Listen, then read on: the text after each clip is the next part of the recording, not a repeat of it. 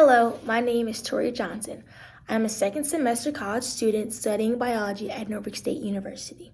Today, I'll be discussing the untold horrors of depression among college students. As a college student, I have firsthand experience with the constant struggle to battle school, work, and maintain a social life, which can be very draining in itself.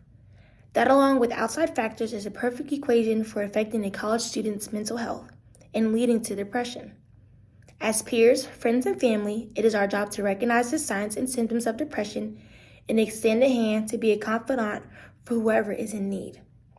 This can seem very tricky at first due to the fact that many college students try and mask their signs of depression. However, after this speech, I will ensure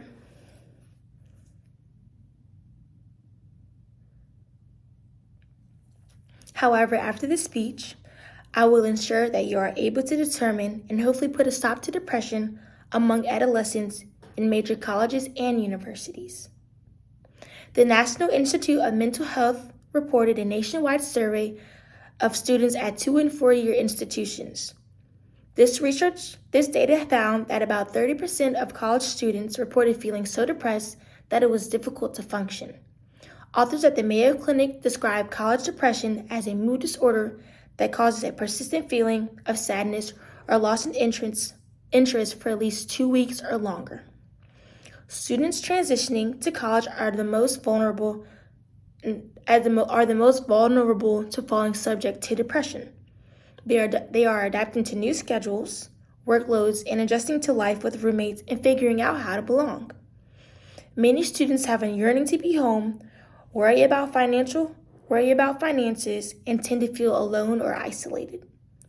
This urge of sadness can come in many different forms and should be treated with care. Noticing the various symptoms of depression can be helpful in helping combat depression in college students. There are several types of depression. However, the most common among college students are major depressive disorder, seasonal affective disorder, also known as SAD, and minor depression. Major depressive disorder, as defined by the authors of the Mayo Clinic, is a mental health disorder characterized by persistent depressed mood or loss of interest in activities, which causes significant impairment in daily life. SAD is a type of depression that is related to changes in season. It begins and ends at about the same time each and every year. If you are someone who deals with SAD, you typically feel sad around fall or the winter months, and this depression tends to go away during the warmer months. Lastly, minor depression can be found as being similar to typical depression. However, the symptoms are not as severe. With these forms of depression come symptoms that include anxiety, feelings of worthlessness, loss of appetite, lack of energy, suicidal thoughts, and sleep disturbances. Anxiety, as defined by the Merriam-Webster Dictionary, is a nervousness disorder characterized by a state of excessive uneasiness and apprehension, typically compulsive behavior or panic attacks. Anxiety is known as to be one of the biggest health complications of the world. The listed symptoms above can result in future health issues or even result in death. Although it can be very difficult, there are ways to spot and even prevent depression. Personally, the best way for me to cope with depression is surrounding myself with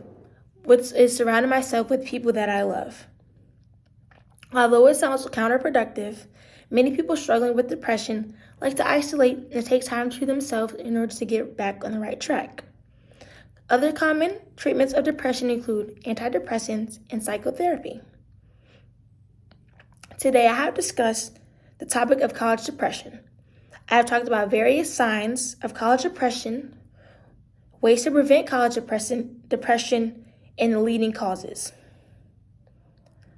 All in all, the topic of depression and the stigma around mental health is serious and should be taken as such. And someone who has battled with depression in and outside of academics, I know how important it is to have someone to lean on. Thank you.